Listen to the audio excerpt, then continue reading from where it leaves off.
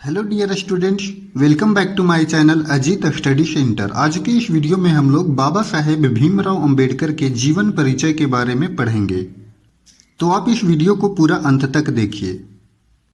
अगर आप हमारे चैनल पर नए आए हैं तो चैनल को सब्सक्राइब करके बेल आइकन को प्रेस जरूर करें ताकि आपको इस चैनल की सारी नोटिफिकेशन मिलती रहे। तो चलिए शुरू करते हैं आज के इस वीडियो को।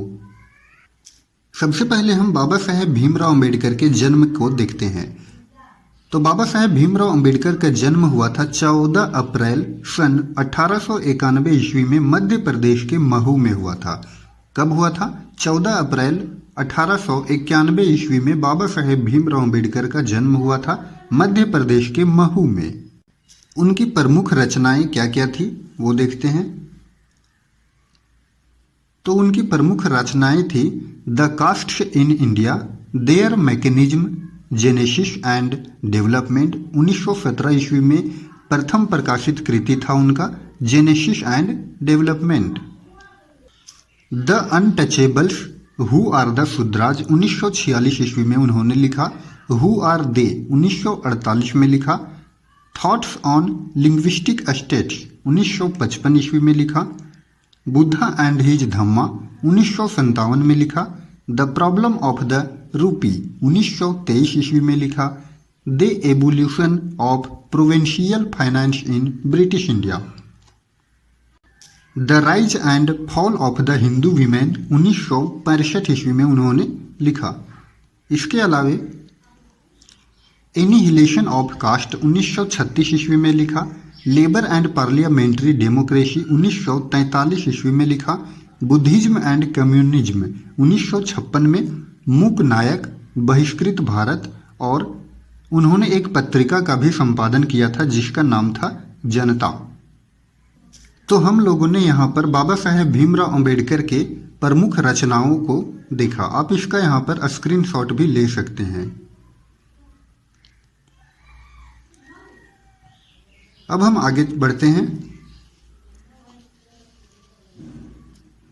बाबा साहेब भीमराव अंबेडकर का निधन दिसंबर सन 1956 ईस्वी में दिल्ली में हुई।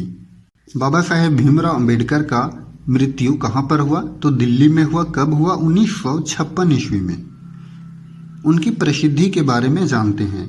हिंदी में उनका संपूर्ण वाङ्मय भारत सरकार के कल्याण मंत्रालय से बाबा साहेब अंबेडकर संपूर्ण वाङ्मय नाम से पूरे 21 खंडों में प्रकाशित हो चुका है।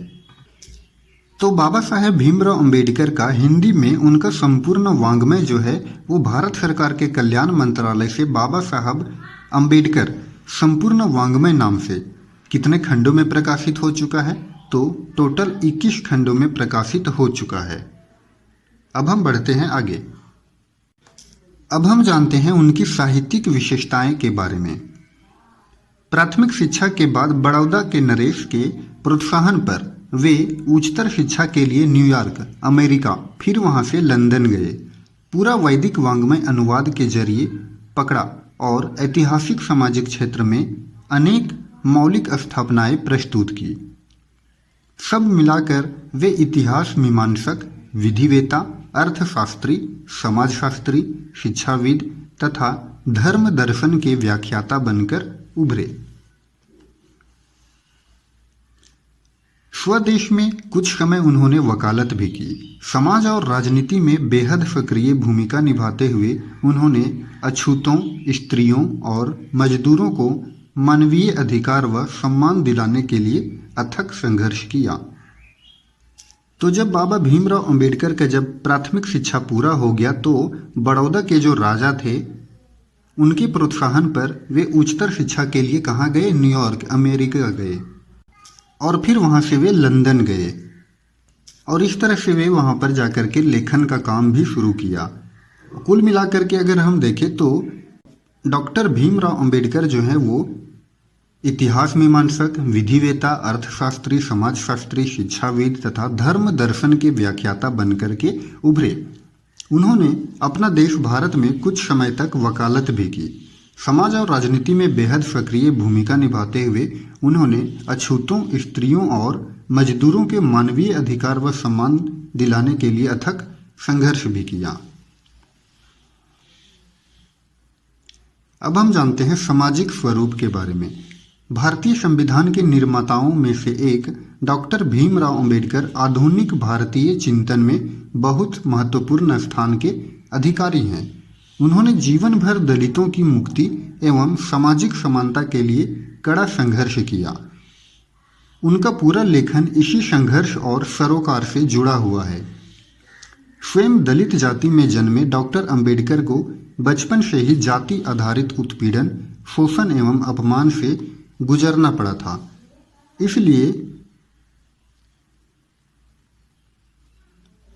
विद्यालय के दिनों में जब एक अध्यापक ने उनसे पूछा कि तुम पढ़ लिख कर क्या बनोगे, तो बालक भीमराव ने जवाब दिया था, मैं पढ़ लिख कर वकील बनूंगा, अछूतों के लिए नया कानून बनाऊंगा और छुआछूत को खत्म करूंगा। डॉक्टर भीमराव अंबेडकर ने अपना पूरा जीवन इसी संकल्प के पीछे झोंक दिया। इसके लिए उन्होंने जमकर पढ़ाई की। व्यापक अध्ययन एवं चिंतन मनन के बल पर उन्होंने हिंदुस्तान के स्वाधीनता संग्राम में एक नई अंतर्वस्तु भरने का काम किया। वह यह था कि दास्ता का सबसे व्यापक व गहन रूप सामाजिक दास्ता है और उन्मूलन के बिना कोई भी स्वतंत्रता कुछ लोगों का विशेषाधिकार रहेगी, इसलिए अधूरी होगी। उनके चिंतन व रचनात्मकता के तीन प्रेरक व्यक्ति रहे, गौतम बुद्ध, संत कबीर और ज्योतिबा फुले।